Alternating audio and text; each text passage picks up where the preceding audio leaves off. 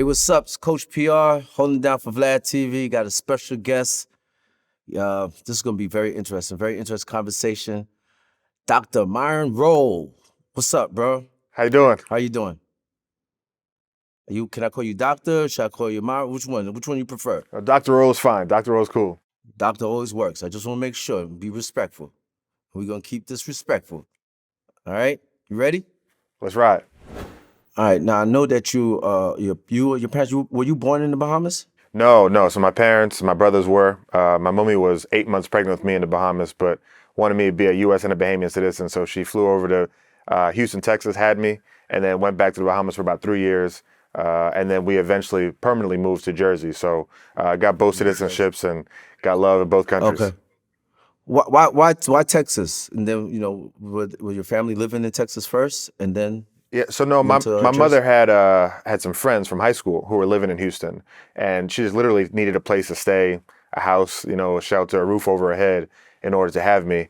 And then New Jersey was basically because my father was working for Citibank in Nassau, and then they had a job opening in New York City or Luxembourg in Europe. So my mommy said, "We're not going to Europe, we're going to America," and that's why the family moved up to the U.S. Okay, and you were raised in, after that you moved in Jersey. What part of Jersey? It was Galloway Township, right? That's right. Nice neighborhood. Yeah, nice neighborhood. Nice. I hear that they officially, in 2009, it's officially December 10th is your day. Is it Dr. Myron Rolle Day or is it just Myron Rolle Day? Just Myron Rolle Day. That was before the doctor moniker came. Before the doctor, you got to have them change that now, man. You have them change that. Okay, so you're youngest of five, right? That's correct. Marchant, Marvis, I want to say Mordecai? Mordecai. Mordecai, and McKinley, right? All names start with M. It seems like is this a West Indian thing? Because like all my brothers, my parents are Jamaican, it starts with C. The initials are CBE. You have the same initials too, or is it just the first name? Just the first name, yeah. Okay, so that's just my parents anyway, whatever. So, and you're related to Andre Rolle? You got a couple of Rolles that was in the NFL. Yeah, that's right. All you cousins? Not, all cousins, right? That's right. Antrell, Brian, Samari.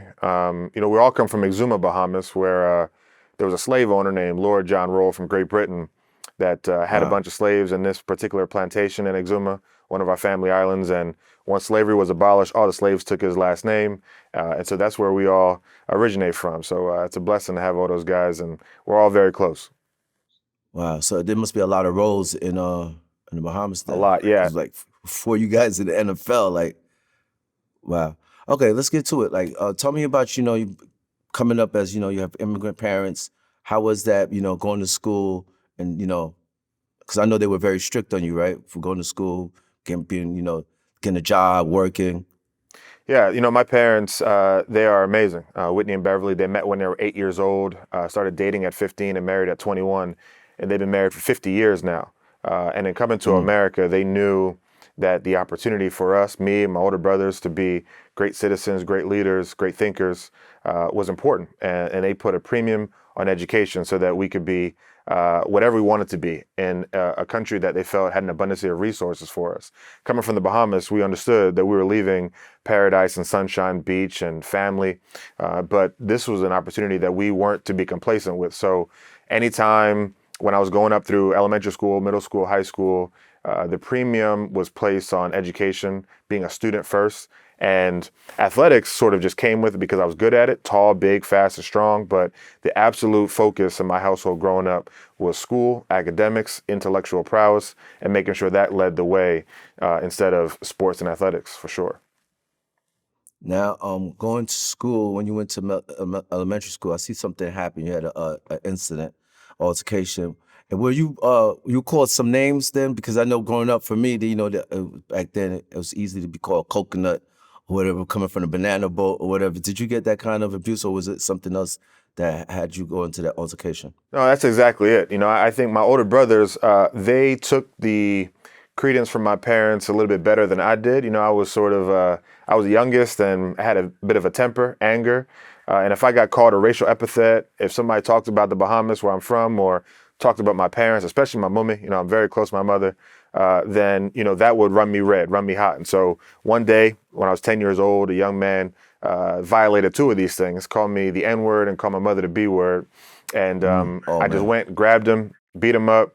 He ended up having to go to the hospital and the clinic for his injuries. His parents took me and my family to Atlantic City Courthouse, which was 20 minutes away from where I grew up, to talk about this and hopefully get some punishment for me in that respect. And I remember standing there as a 10-year-old with my suit on, looking at this judge and him telling me and admonishing me for my behavior. And I remember turning around in that courthouse, looking at my mother's face, looking at my father's face, seeing the disappointment that was on their face, seeing the doubt and the concern that we may be sent back to the Bahamas. I mean, all sorts of things were running through their head.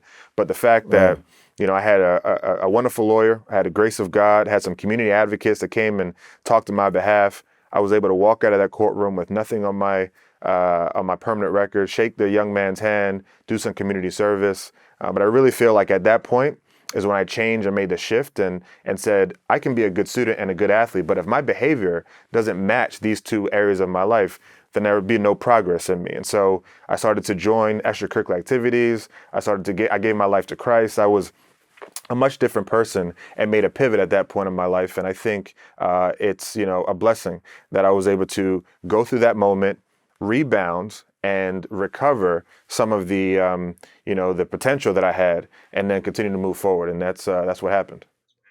And that was at 10. Was that with the store owner, or was that a different incident? That was a different incident. I was a young man who I went to school with. He was a classmate of mine on a bus. Okay. And that was at 10 years old.